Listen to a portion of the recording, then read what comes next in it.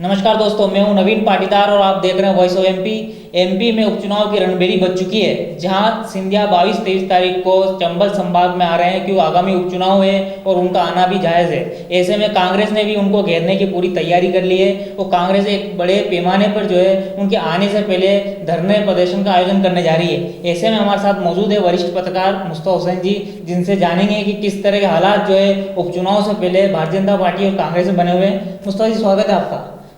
सिंधिया 22-23 तारीख को चंबल संभाग में आ रहे हैं, तो किस तरह का उनके दौरे को आप ये मानते हैं, किस तरह का ये दौरा है? देखिए नवीन, ये मौजू है जो मुद्दा आपने उठाया है, महाराज की मध्य प्रदेश में आमद है। और दूसरी ख़ास बात है कि आने वाले 1 या 2 दिन में 27 जगह जहां उपचुनाव होने हैं उसकी तारीखों का ऐलान हो सकता है। और उसी के मद्देनज़र महाराज के दौरे का रोड मैप बीजेपी ने बनाया है और 22-23 अगस्त को वो ग्वालियर चंबल अंचल से ताल ठोकने वाले हैं। उपचुनाव की जो लड़ाई है उसकी शुरुआत वो करने वाले हैं, लेकिन इसका जो नाम दिया गया है वो संभागीय सदस्यता अभियान दिया गया है। और वैसे मैं आपको एक बात बता दूं नवीन, के 10 मार्च को ज्योतिरादित्य सिंधिया ने भारतीय जनता पार्टी की सदस्यता ली थी। उसके बाद करीब 5 महीने हो चुके हैं। इस दौरान एमपी में महाराज आए ज़रूर, लेकिन गिनी चुनी जगह ही वो गए और इस दौरान कोई इस तरह का बड़ा आयोजन उन्होंने नहीं किया जो राजनीति के लिहाज से देखा जाए। आगर मालवा में ज़रूर उन्होंने एक आम सभा को संबोधित किया था, जब वो शिवराज सिंह चौहान के साथ उन्होंने मंच साझा किया था।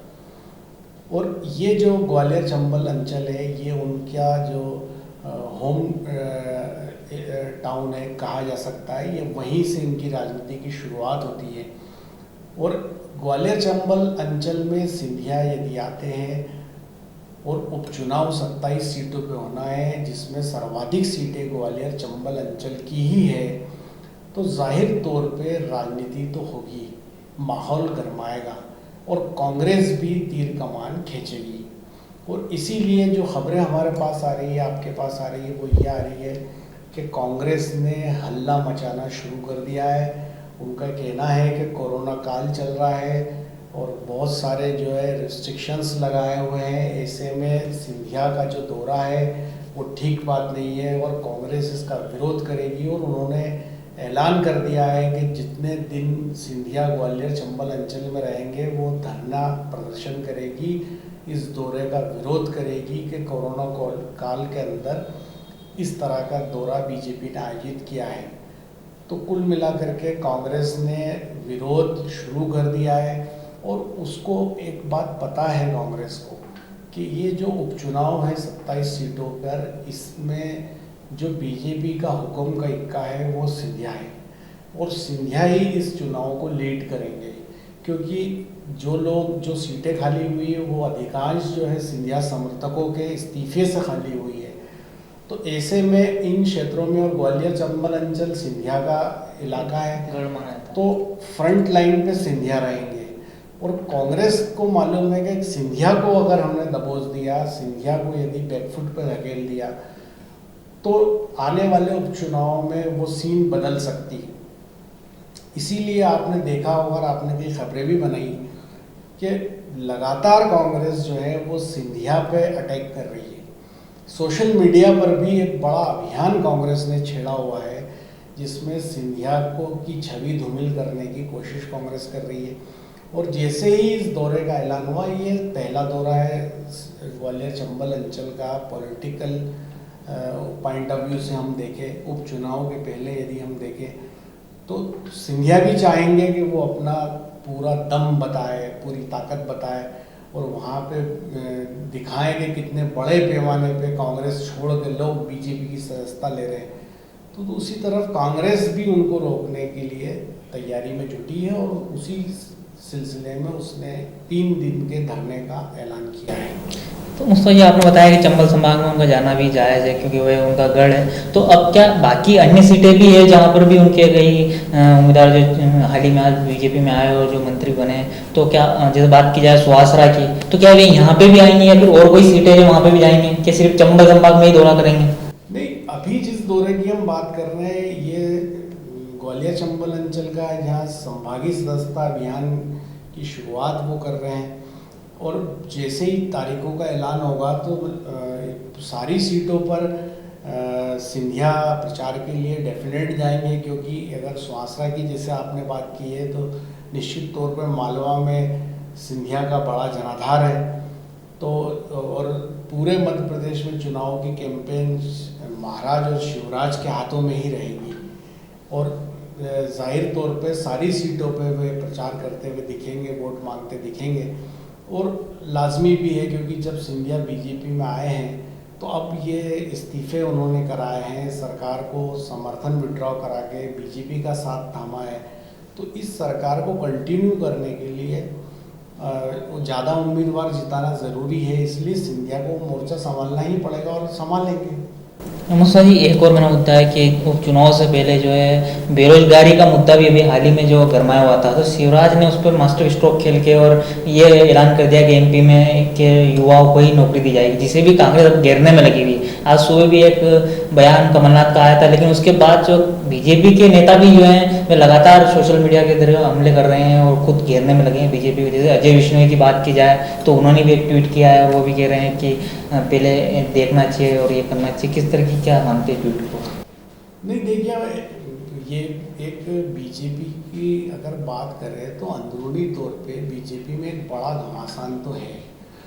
वो घमासान जैसा कि हमने पहले की भी इस पे डिस्कशन किया, एक तो क्या एक सबसे इम्पॉर्टेंट बात यह है कि बीजेपी में एक अंतर्विरोध तो उन लोगों का है जो मंत्रिमंडल में नहीं लिए गए, जैसा नाम आपने अजय विश्नोई का लिया। तो एक ये अंतर्विरोध है। दूसरा अंतर्विरोध बीजेपी में उन लोगों का है जो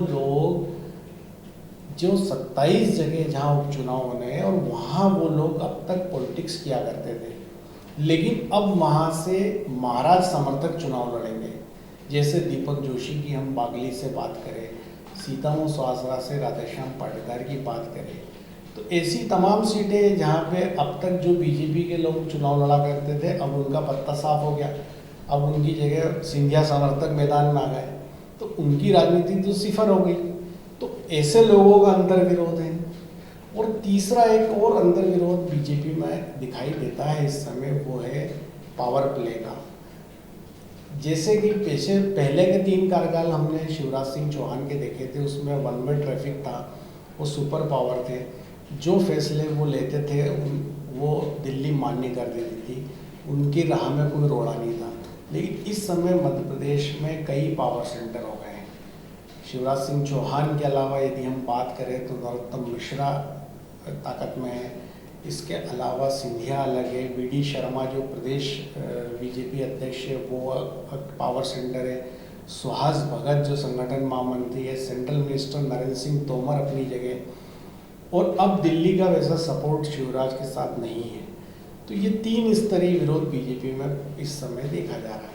ये अलग बात है कि कांग्रेस की नैया तो पूरी डूबी हुई है, कांग्रेस में संगठन भी तार तार है और वैसी पकड़ नहीं है जैसी बीजेपी में है।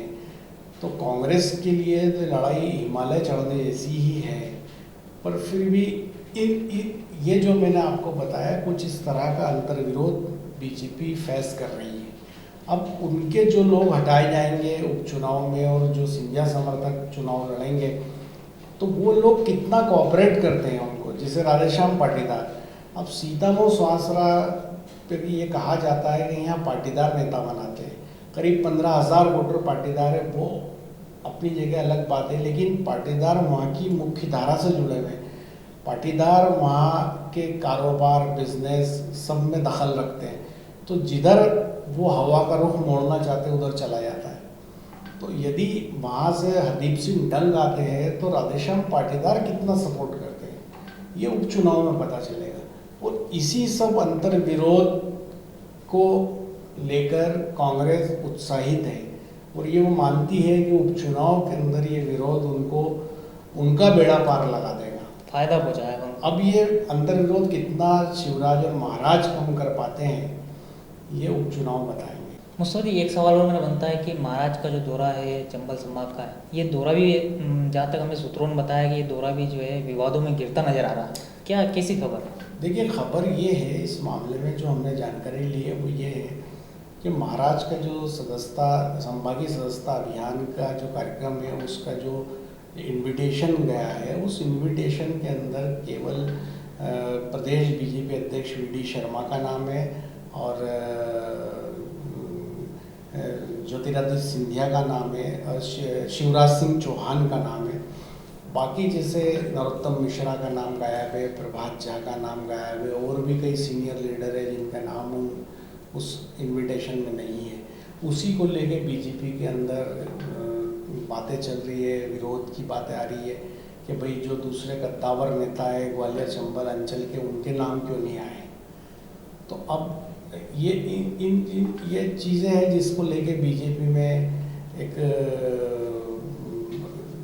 बीजेपी के अंदर एक अंतर विरोध देखा जा रहा है, क्योंकि नरोत्तम मिश्रा भी एक अपनी बड़ी फॉलोइंग रखते हैं और आपने देखा कि वो सीएम के दावेदार रहे, काफ़ी उनके बारे में मीडिया में रिपोर्ट्स भी आई। प्रभात झा है जो भी ग्वालियर चंबल अंचल से, जिनका नाम इस सूची में नहीं, वो बीजेपी के सीनियर मोस्ट लीडर है, प्रदेश भाजपा अध्यक्ष भी रहे, इस समय राष्ट्रीय उपाध्यक्ष है। तो जाहिर सी बात है कि जो बीजेपी के कद्दावर लोग हैं जो ग्वालियर चंबल में राजनीति करते रहे हैं, उनका नाम नहीं आने से विरोध तो होगा। तो अब ये सारी चीज़ें जिनका बीजेपी को सामना करना है आने वाले दिनों में, और बीजेपी की तरफ से जो मुझे लगता है वो ये है कि वो वन वे ट्रैफिक सिंधिया को इस्टेब्लिश करना चाहती है, उस सिंधिया के सहारे ही ये लड़ाई लड़ना चाहती है, इसीलिए हर उसमें वो लोग सिंधिया को आगे रख रहे हैं। ये थे वरिष्ठ पत्रकार मुस्तफा हुसैन, जिन्होंने बताया कि एमपी के उपचुनाव में दोनों ही पार्टियों ने ताल ठोक दी है। ये था अब तक का अपडेट। आगे की खबरों के लिए बने रहे हमारे साथ। जय हिंद, जय भारत।